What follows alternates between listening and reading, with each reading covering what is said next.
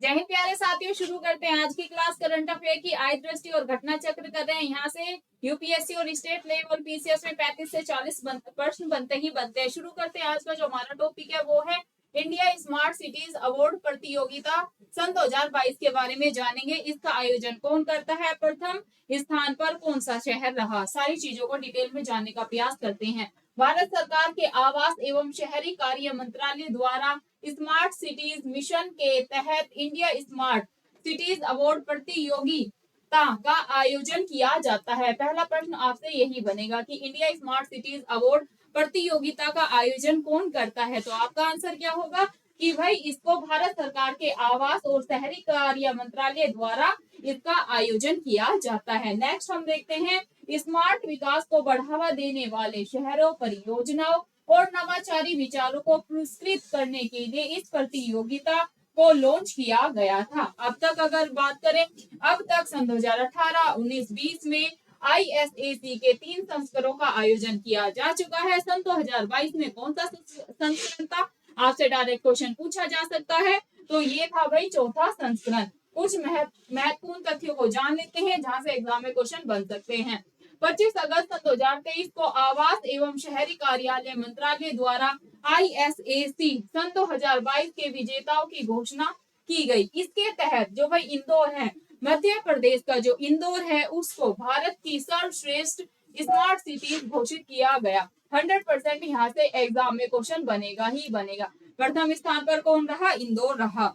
Next, जबकि smart cities mission में अनुकरणीय प्रदर्शन के लिए मध्य प्रदेश को सर्वश्रेष्ठ राज्य के रूप में चुना गया है। ये क्वेश्चन भी आपसे पूछा जा सकता है।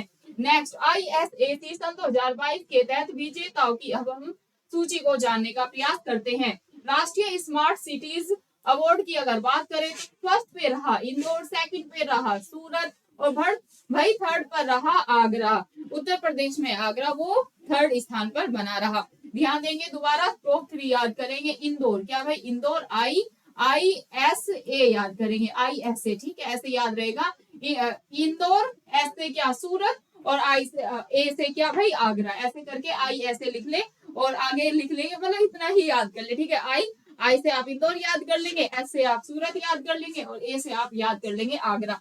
राज्य पुरस्कार की बात करें तो जैसे हमने बात की, मध्य प्रदेश प्रथम स्थान पर रहा, तमिलनाडु सेकंड पर, थर्ड पर रहा राजस्थान और थर्ड पर 2 रहे, ये ध्यान रखेंगे, राजस्थान और अपना उत्तर प्रदेश। नेक्स्ट देखते हैं भाई, और अगर पूछ ले कि भाई सर्वश्रेष्ठ केंद्र शासित प्रदेश कौन रहा, तो ये रहा चंडीगढ़। नेक्स्ट पे बात करते हैं अमृत भारत स्टेशन योजना के बारे में देख लेते हैं एक बार।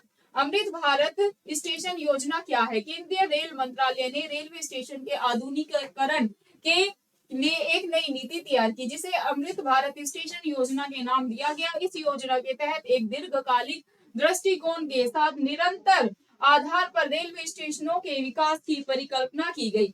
अभी तक इस योजना के अंतर्गत विकास हेतु 1309 रेलवे स्टेशनों को चिन्हित किया गया है।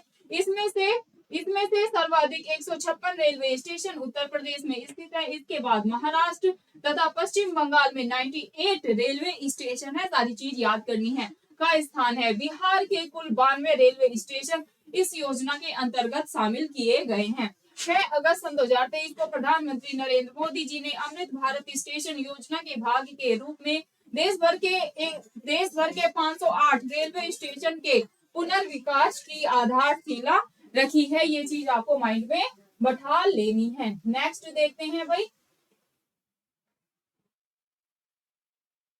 पहले चरण में भाई 508 रेलवे स्टेशनों को शामिल किया गया। ये 508 रेलवे स्टेशन 27 स्टेट ड्यूटी तो प्रदेश में विस्तृत है। कहाँ है? प्रमुख राज्यों में इन रेलवे स्टेशन का विवरण निम्नवत है। उत्तर प्रदेश में 55, राजस्थान में भी 55, बिहार में 49, महाराष्ट्र में 44, पश्चिम बंगाल में 37, मध्य प्रदेश में 34, असम में बात करें 32, ओडिशा में बात करें 25, पंजाब में 22, गुजरात में 21, तेलंगाना में 21, में झारखंड में 20, आंध्र प्रदेश के 18, तमिलनाडु में भी 18, हरियाणा के 15 और कर्नाटक के 13 आदि। ये चीज आपको ध्यान रखनी है। नेक्स्ट देखते हैं भाई, राष्ट्रीय बहुआयामी गरीबी सूचकांक बहुत ही ज्यादा महत्वपूर्ण है। हर बार यहाँ से यूपीएससी यूपीएससी और स्टेट लेवल पीसीएस में भाई क्वेश्चन बनता ही बनता है। तो एक एक चीज को अच्छे से ध्यान देते हुए चलेंगे और कोशिश करें कि भाई क्लास में पेन और पेपर लेकर बैठे।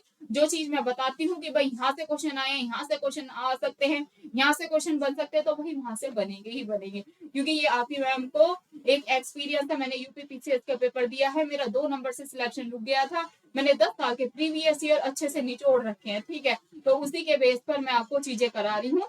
बहुआयामी सूचकांक अगर यकीन नहीं है तो प्रीवियस ईयर देख लेना यूपी पीसीएस के, आपको वहां पर क्वेश्चन देखने को मिलेगा। एक एक पॉइंट सभी बच्चे नोट करते हुए चलेंगे। राष्ट्रीय बहुआयामी गरीबी सूचकांक के बारे में जानते हैं।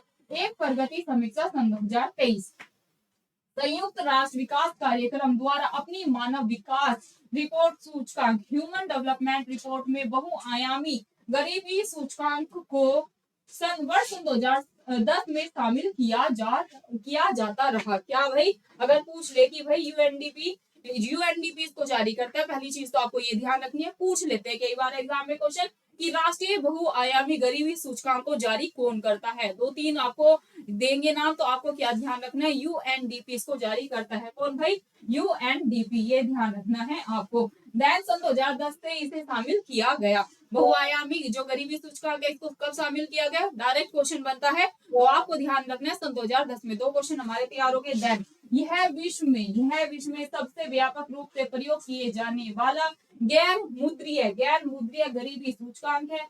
इसके तहत 3 आयाम, यह क्वेश्चन यूपी पीसीएस में पूछा गया था कि कितने आयाम है, 3 आयामों को शामिल किया जाता है।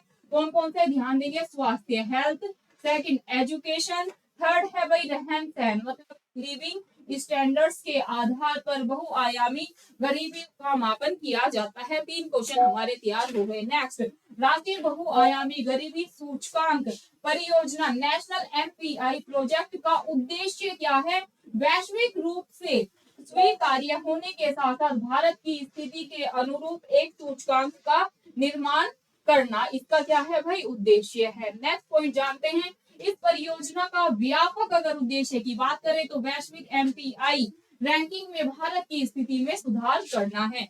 भारत में बहुआयामी गरीबी सूचकांक के कार्यान्वयन के लिए नीति आयोग नोडल मंत्रालय है। राष्ट्रीय बहुआयामी गरीबी सूचकांक का निर्माण 3 आयामों स्वास्थ्य, शिक्षा, रहन सहन का स्तर में विभक्त 12 संकेत भी याद करने हैं, कितने हैं, 12 है, संकेतों के आधार पर किया गया। कुछ महत्वपूर्ण तथ्यों को जान लेते हैं, यहाँ से भी एग्जाम में क्वेश्चन बन सकते हैं।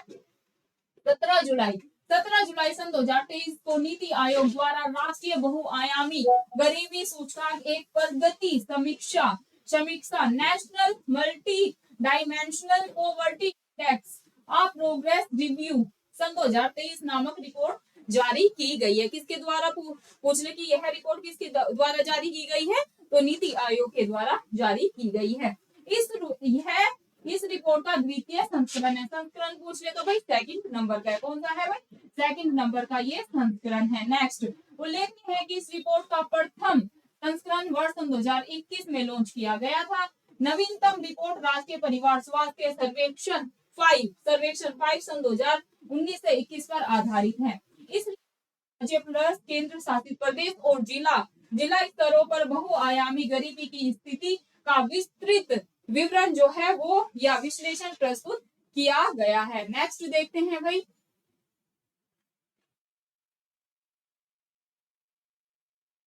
NFHS4 सन 2015 से 16, NFHS5 सन 2019-21 के माध्यम बहुआयामी गरीबी में बहुत ही ज्यादा परिवर्तनों को भी दर्ज किया गया है। नवीनतम रिपोर्ट 36 राज्य केंद्र शासित प्रदेश और 707 प्रशासनिक जिलों के लिए बहुआयामी गरीबी के अनुमान प्रस्तुत किए गए हैं। रिपोर्ट के अनुसार NFHS4, NFHS5 के मध्य सभी राज्य केंद्र शासित प्रदेशों ने बहुआयामी गरीबी को कम करने के उल्लेखनीय प्रगति दर्ज की है। वर्ष सन 2015-16 से सन 2019-21 के मध्य देश में रिकॉर्ड 13.5 करोड़ 135 मिलियन लोग बहुआयामी गरीबी से मुक्त हुए हैं। अगर आपसे पूछ ले कि कितने लोग गरीबी से मुक्त हुए हैं तो 13.5 मतलब कि 13.5 करोड़ लोग बहुआयामी गरीबी से भाई मुक्त भी हुए हैं। समान अवधि के दौरान बहुआयामी गरीबी से मुक्त हुए लोगों की संख्या की दृष्टि से वही जो शीर्ष राज्य है वे देख ले, उत्तर प्रदेश है।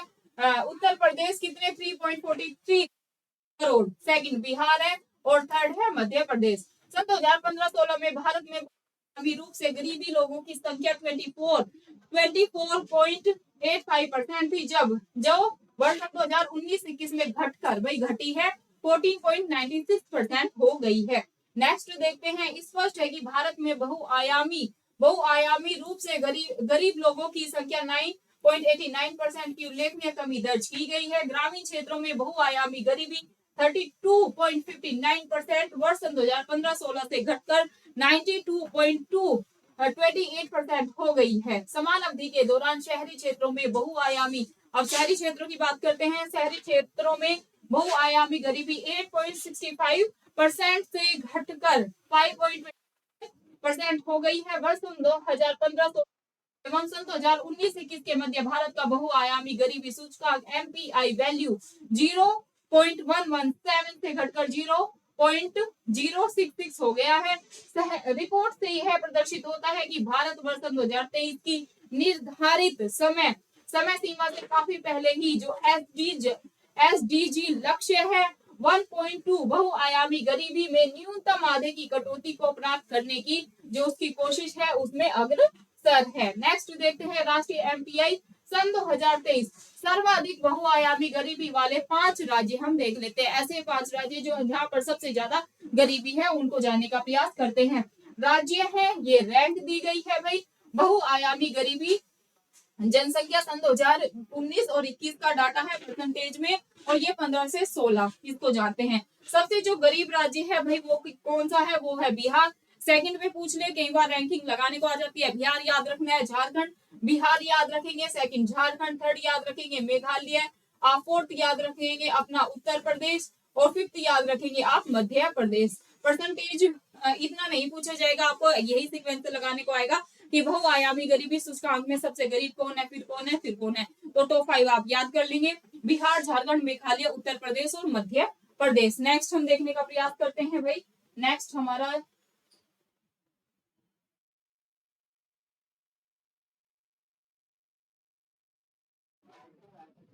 केरल सबसे, हाँ अब केरल के बारे में जानते हैं भाई। केरल सबसे कम बहुआयामी गरीबी जनसंख्या वाला राज्य है। मतलब केरल में सबसे ज्यादा गरीबी पाई जाती है, और सबसे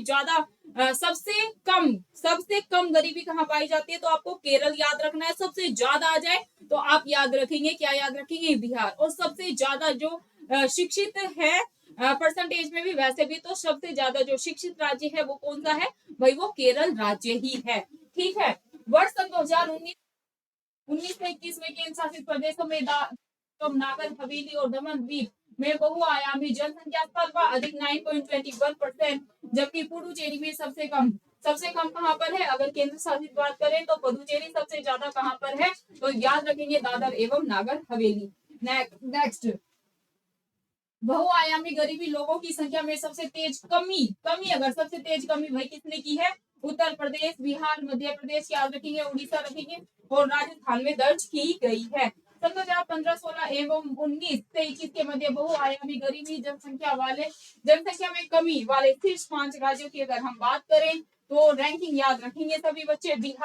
बिहार है भाई, मध्य प्रदेश है, थर्ड नंबर पर आता है उत्तर प्रदेश, फोर्थ पर आएगा ओडिशा, और फिफ्थ पर आएगा राजस्थान। ये भी आपसे एग्जाम में पूछा जा सकता है। नेक्स्ट पर ध्यान देते हैं भाई, सर्वाधिक उत्तर प्रदेश सर्वाधिक एवं न्यूनतम बहुआयामी गरीबी वाले 5 जिले हम जान लेते हैं। यूपी पीसीएस में यह क्वेश्चन पूछा जा सकता है, ध्यान देंगे सभी बच्चे।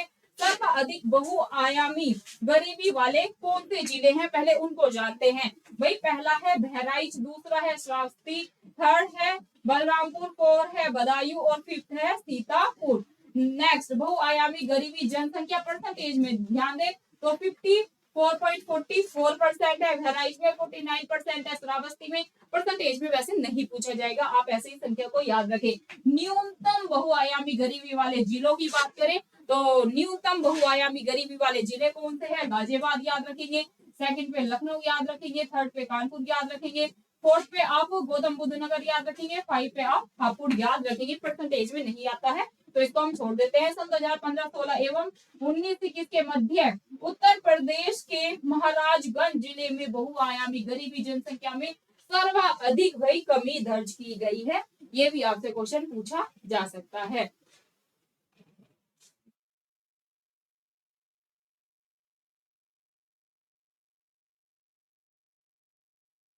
राष्ट्रीय खाद्य सूचकांक के बारे में जानते हैं। ठीक है, यहाँ से भी कई बार एग्जाम में मैंने क्वेश्चन देखा है। राज्य खाद्य सुरक्षा सूचकांक सन 2022-23 के बारे में जानते हैं। राज्य खाद्य सुरक्षा सूचकांक को भारतीय खाद्य सुरक्षा और मानक प्राधिकरण द्वारा प्रति वर्ष जारी किया जाता है। अगर पूछ ले कि राज्य खाद्य सुरक्षा सूचकांक को कौन प्रदर्शित करता है, तो भाई प्रति वर्ष प्रदर्शित करता है। कौन करता है? भारतीय खाद्य संरक्षा और मानक प्राधिकरण इसको प्रदर्शित करता है। इस सूचकांक में प्रथम 2019 में विश्व खाद्य सुरक्षा दिवस कब मनाया जाता है? 7 जून। ये भी आप याद रखेंगे के अवसर पर जारी किया गया था। इस सूचकांक का उद्देश्य खाद्य सुरक्षा के विभिन्न मानदंडों पर राज्य मतलब यूटी एंड स्टेट प्रदर्शनों के प्रदर्शन का क्या भाई मापन करना है। ये चीज आप ध्यान रखेंगे। कुछ महत्वपूर्ण तथ्यों को जानते हैं। 7 जून सन 2023 को केंद्रीय स्वास्थ्य एवं परिवार कल्याण मंत्री डॉक्टर मनसुख मंडाविया, ये क्वेश्चन भी पूछा जा सकता है आपको कि भाई केंद्रीय स्वास्थ्य एवं परिवार कल्याण मंत्री कौन है, तो आप याद रखेंगे डॉक्टर मनसुख मांडविया। ठीक है, मनसुख सुख मतलब सुख स्वास्थ्य ऐसे याद रख सकते हैं। ठीक है, राज्य खाद्य सुरक्षा सूचकांक state food safety index SFSI सन 2022 से जारी किया गया। यह सूचकांक का 5वां मतलब यह इस सूचकांक का कौन सा संस्करण है पूछ ले तो भाई आपको लगाना है 5वां संस्करण है। मानकों के आधार पर शीर्ष 5 बड़े राज्य जान लेते हैं। पहली रैंकिंग केरल की है, सेकंड पंजाब, थर्ड पे तमिलनाडु, फोर्थ पे है मध्य प्रदेश और फिफ्थ पे है उत्तर प्रदेश। याद कर लेंगे सभी बच्चे। नेक्स्ट, बड़े राज्यों में बिहार 19वें स्थान, कुल अंक 20.5 पर है। कुल प्राप्तांक के आधार पर सिर्फ 3 छोटे राज्यों को जान लेते हैं, गोवा, मणिपुर और सिक्किम। नेक्स्ट देखते हैं भाई, छोटे राज्यों की श्रेणी में हमने जान लिया और केंद्र शासित प्रदेशों को जान लेते हैं। जम्मू कश्मीर फर्स्ट पर, दिल्ली, फिर चंडीगढ़। ये ध्यान रखना है। इस श्रेणी में लक्षद्वीप अंतिम स्थान पर बना रहा। नेक्स्ट देखते हैं,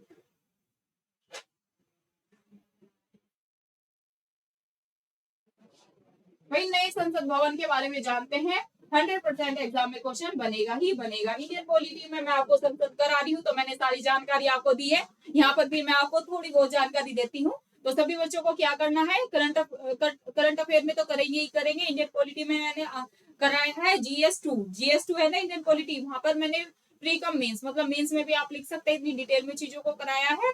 और भाई पीटी में तो वहां से क्वेश्चन बनेगा ही बनेगा। जैसे अगर हम संसद की बात करें, भाई करंट में कैसे पूछेंगे, नए संसद कब किया गया है ना, कौन इसके वास्तुकार थे, ऐसे करके क्वेश्चन बनेगा। अब आपको ये पता होना चाहिए जो संसद है इसका वर्णन कौन से भाग में है भारतीय संविधान के, तो संसद का वर्णन कौन से है भाग में है, भाग की भाग 5 आप याद रखेंगे।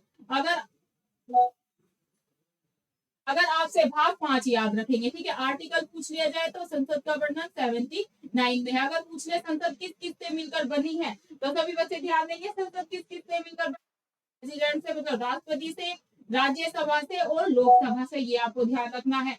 संसद मिलकर बनी है तो 3 से मिलकर बनी है, राष्ट्रपति, राज्यसभा, लोकसभा। लेकिन अगर पूछ ले कि संसद के अंक कितने होते हैं, तो भी है राष्ट्रपति, राज्यसभा, लोकसभा।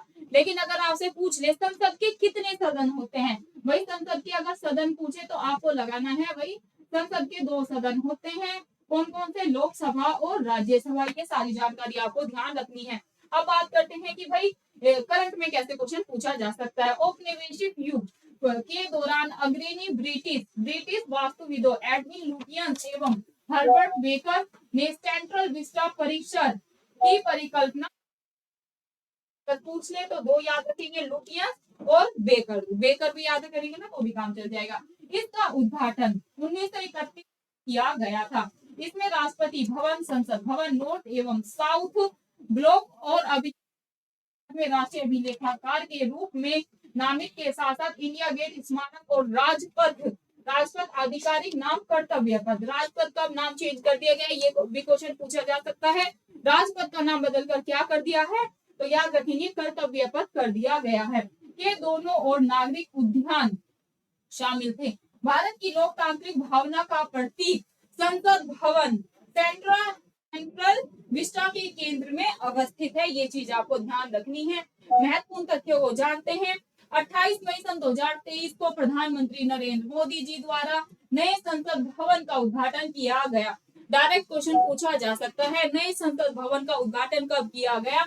आप लगाएंगे 28 मई सन 2023 को नए संसद भवन का उद्घाटन किया गया। और किसने किया? अपने प्रिय नरेंद्र मोदी जी ने। ठीक है, इस अवसर पर प्रधान नरेंद्र मोदी जी ने भाई 75 रुपए का सिक्का और भी जारी किया था। ये क्वेश्चन भी काफी महत्वपूर्ण है, पूछ लेंगे कितने रुपए का सिक्का जारी किया था? 75 का, 80 का या 25 का, ऐसे करके आपको ऑप्शन दे सकते हैं। तो कितने रुपए का सिक्का जारी किया था? 75 रुपए का, मतलब कि 75 रुपए का सिक्का प्लस स्मारक डाक टिकट भी जारी किया था। नेक्स्ट, प्रधानमंत्री नरेंद्र मोदी जी ने नए संसद भवन के उद्घाटन के अवसर पर लोकसभा कक्ष में स्पीकर की कुर्सी के ठीक बगल में पवित्र सेंगोल भी स्थापित किया। नेक्स्ट, नए संसद भवन के डिजाइन अहमदाबाद गुजरात में स्थित एक architecture firm HCP design planning and management private limited ने तैयार किया है। ये भी आपको ध्यान रखना है। नेक्स्ट पॉइंट क्या पूछा जा सकता है? भाई काफी महत्वपूर्ण चीजें हैं। नए संसद भवन से 100% एग्जाम में क्वेश्चन बनेगा ही बनेगा। सारी चीजों को आपको अच्छे से याद करते हुए चलना है। ठीक है, नेक्स्ट देखेंगे भाई आकार पूछ ले कि भाई नए संसद भवन का आकार कैसा है? त्रिभुजाकार है, समचतुर्भुज है, ऐसे करके क्वेश्चन बनेगा। तो ध्यान रख ले, नए संसद भवन का जो आकार है वो कैसा है भाई? ये है त्रिभुजाकार, मतलब कि त्रिभुज है। ये चीज आपको ध्यान रखनी है। में बना है संसद भवन। अगर पूछ ले कितनी मंजिला है, क्या पूछ ले भाई कितनी मंजिल का है नया संसद भवन? 3 मंजिल का है, 4 मंजिल का है? तो आपको याद रखना है 4 मंजिला है। नए संसद भवन लगभग 64,500 वर्ग मीटर क्षेत्र में विस्तृत है। ये चीज भी आपको ध्यान रखनी है। इस भवन के 3 प्रवेश द्वार है। ये द्वार भी अच्छे से माइंड में बैठा लेंगे। आपसे पूछेंगे इस भवन के कितने मुख्य द्वार है? तो ऐसे याद कर ले भाई, त्रिभुज है तो मुख्य द्वार भी तो 3 होंगे। जैसे ये है भाई त्रिभुज है तो 3 मुख्य द्वार हो गए इसके। एक तो ये हो गया, एक ये हो गया, एक ये हो गया। अब इसके नाम जान ले कौन कौन से है भाई? ज्ञान द्वार, शक्ति द्वार और कर्म। ज्ञान, शक्ति, कर्म, 3 याद रखने हैं। ज्ञान, ज्ञान भाई जब ज्ञान होता है तो हमारे अंदर क्या आती है? शक्ति आती है। ऐसे याद कर ले कनेक्ट करके। ठीक है, और जब ज्ञान और शक्ति होती है तो भाई हम अपने क्या करते हैं? हम अपने कर्म बनाते हैं। ये चीज आपको ध्यान रखनी है। अब आप नहीं भूलेंगे कि भाई ज्ञान होता है तो हमारे अंदर पावर आती है, और जब पावर आती है तो हम अपने कर्म सुधारते, अच्छे अच्छे कार्य करते हैं। ऐसे ट्रिक से याद करेंगे ना तो फिर नहीं भूलेंगे। नेक्स्ट, नए संसद भवन में लोकसभा सदस्य हेतु कितनी सीटें हैं? लोकसभा के लिए कितने सीटें हैं भाई? नए संसद भवन में लोकसभा सीट अगर बात करें तो 888 है। अच्छे से याद हो जाएगा। 888 सीटें हैं लोकसभा के लिए। राज्यसभा की बात करें तो 384 है, 384 सीटें राज्यसभा के लिए। नए संसद भवन में लोकसभा का आंतरिक हिस्सा राष्ट्रीय पक्षी मोर पर आधारित है, जबकि राज्यसभा का आंतरिक हिस्सा राष्ट्रीय कमल पर आधारित है। नेक्स्ट, इसके साथ ही नए संसद में राष्ट्रीय वृक्ष स्थित है बरगद का। ये आपको ध्यान रखना है। नेक्स्ट देखते हैं भाई, जानकारी जानते हैं संसद भवन में सेंगोल की भवन से ऑलरेडी यूपीपीसीएस में पहले क्वेश्चन पूछा गया था, तो अब की बार भी क्वेश्चन पूछा जा सकता है। संसद भवन में सेंगोल की स्थापना 14 अगस्त 1947 को भारत सरकार भारत की स्वतंत्रता की पूर्व संध्या पर एक पवित्र सेंगोल का निर्माण किया गया था। इस सेंगोल को एक तमिल आदीनम धार्मिक मठ द्वारा पंडित जवाहरलाल नेहरू को सौंपा गया, जो अंग्रेजों से भारत को सत्ता के का प्रतीक था। वर्ष 1947 में पंडित जवाहरलाल नेहरू जी को प्राप्त सेंगोल की लंबाई कितनी थी? 5 फीट, और उस पर सोने की परत चढ़ाई गई थी। नेक्स्ट, 14 अगस्त 1947 को पंडित जवाहरलाल नेहरू जी द्वारा सेंगोल को प्राप्त करने के बाद इसे इलाहाबाद संग्रहालय, वर्तमान में इलाहाबाद को किस नाम से जानते हैं? प्रयागराज के नाम से जानते हैं, में रखा गया। नेक्स्ट देखते हैं भाई, 28 मई द्वारा नए संसद भवन के उद्घाटन के अवसर पर लोकसभा अध्यक्ष के आसन के समीप ऐतिहासिक स्वर्ण राजदंड सेंगोल की स्थापना की गई। वर्ष 1947 के यूसी सेंगोल को प्रधानमंत्री द्वारा नए संसद भवन में भी स्थापित कर दिया गया है। सेंगोल के शीर्ष पर भगवान शिव के पवित्र बैल नंदी को नक्काशी के माध्यम से चित्रित किया गया है। तमिलनाडु में चोल राजाओं के शासनकाल के द्वारा महायाजकों के माध्यम से सेंगोल को एक राजा से दूसरे राजा को सौंप दिया जाता है। सेंगोल की स्वीकृति उत्तरदायित्व के साथ शासन के अधिकार को प्रदर्शित करती है। डियर फ्रेंड्स, ये थी आज की हमारी क्लास। कल की क्लास में हम जानेंगे के बारे में और कर्नाटक विधानसभा सन 2023 के बारे में और खबरों को भी कवर करने का प्रयास करेंगे। वीडियो अच्छी लगे, मैम का एफर्ट अच्छा लगे तो सभी बच्चे वीडियो को लाइक कर देंगे। ज्यादा से ज्यादा प्लीज गाइस वीडियो को शेयर करें। धन्यवाद, मिलते हैं आपको नेक्स्ट क्लास में। जय हिंद, जय भारत। अच्छे से पढ़ाई करते रहे। इस बार सभी को सिलेक्शन लेना ही लेना है। देखिए, थोड़ी मोटिवेशन की बात कर लेते हैं डियर, बहुत ही ज्यादा जरूरी है सिलेक्शन लेना, ठीक है। जब इंसान फेलियर का सामना करता है, एक दो बार लोग साथ दे देते हैं, लेकिन सब फिर धीरे धीरे साथ छोड़ना स्टार्ट कर देते हैं, ठीक है। और आज के टाइम की सच्चाई है, रिश्ते भी पैसों से। अगर आपके पास पैसा नहीं है, सक्सेस नहीं है, तो धीरे धीरे सब आपका साथ छोड़ना स्टार्ट कर देते हैं। और फिर जो आपकी सही बातें होती है वो भी लोगों को गलत लगनी शुरू हो जाती है। तो अगर आपको इस समाज में और सोसाइटी में और में अपना नाम बनाना है, अपने ओपिनियंस रखने हैं, तो भाई आपको सक्सेस होना ही पड़ेगा, पैसा कमाना ही पड़ेगा। तो लग जाइए, है ना। जब सक्सेस होते हैं तो सभी आपके पास होते हैं, नहीं तो कोई भी एक टाइम ऐसा आता है आपके साथ नहीं होते हैं और आप खुद को बहुत ही अकेला महसूस करते हैं। तो ये सिचुएशन किसी बच्चे के साथ ना हो, कोई इस दौर से ना गुजरे। तो भाई इसलिए अभी पढ़ाई के लिए सीरियस हो जाओ, ठीक है। अच्छे से सिलेक्शन ले लो, लाइफ में सक्सेस हो जाओ, फिर लाइफ बहुत अच्छी हो जाती है। लेकिन अगर आप सिलेक्ट नहीं होते हैं या किसी भी फील्ड में सक्सेस नहीं हो पाते हैं, तो आपकी जिंदगी झंडूम बन जाती है। यही हकीकत है। अभी नहीं समझ रहे, कोई बात नहीं, जब एक दो बार ठोकर लगेगी ना तभी समझते हैं। कहते हैं ना कि जब तक खुद पे ना पड़े कुछ भी चीज समझ में नहीं आती है। धन्यवाद, फिर मिलते हैं आपको नेक्स्ट क्लास में। शुक्रिया, अच्छे से पढ़ाई करते रहे।